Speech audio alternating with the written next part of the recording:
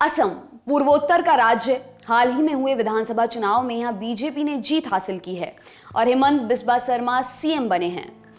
12 जुलाई को विधानसभा के बजट सत्र का पहला दिन था। इसी दिन सीएम ने राज्य के अंदर गायों की सुरक्षा से संबंधित विधेयक विधानसभा में पेश किया। असम मवेशी संरक्षण विधेयक 2021 में गायों के संरक्षण से जुड़े सख्त नियम कायदे रखे गए हैं।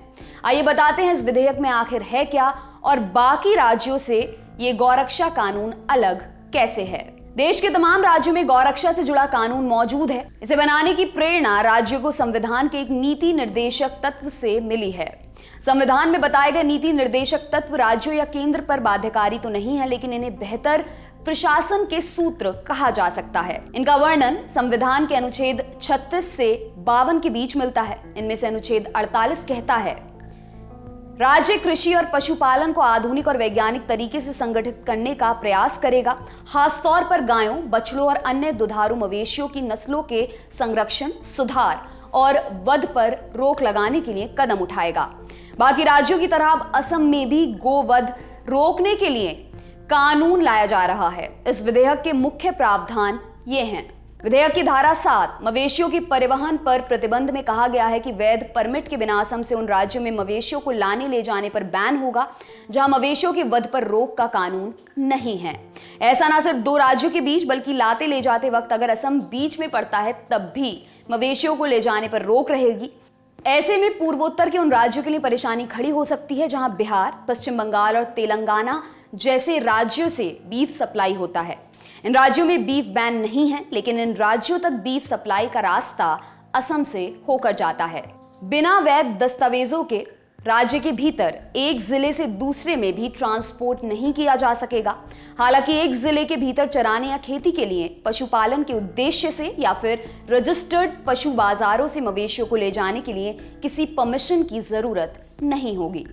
कोई भी व्यक्ति अधिकारियों से प्रत्यक्ष या परोक्ष रूप से मिली परमिशन वाली जगह के अलावा कहीं और बीफ ना तो खरीद सकेगा और ना ही बेच सकेगा। इनमें वे क्षेत्र शामिल हैं जहां मुख्य रूप से हिंदू, जैन, सिख और अन्य बीफ ना खाने वाले समुदाय बसे हुए हैं। किसी मंदिर, सत्र, 16वीं शताब्दी के कवि संत शंकरदेव द्वारा स्थापित वैष्णव मठ या अधिकारियों द्वारा निर्धारित क्षेत्र के 5 किलोमीटर के अंदर भी बीफ की खरीद बिक्री नहीं हो सकेगी।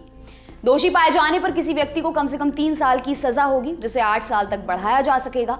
3 लाख का जुर्माना भी होगा जो अधिकतम 5 लाख तक जा सकेगा। दोबारा पकड़े जाने पर सजा दोगुनी होगी। अगर पूर्वोत्तर के राज्यों को छोड़ दिया जाए तो देश के अमूमन हर राज्य में गौवध को लेकर कानून बने हुए हैं।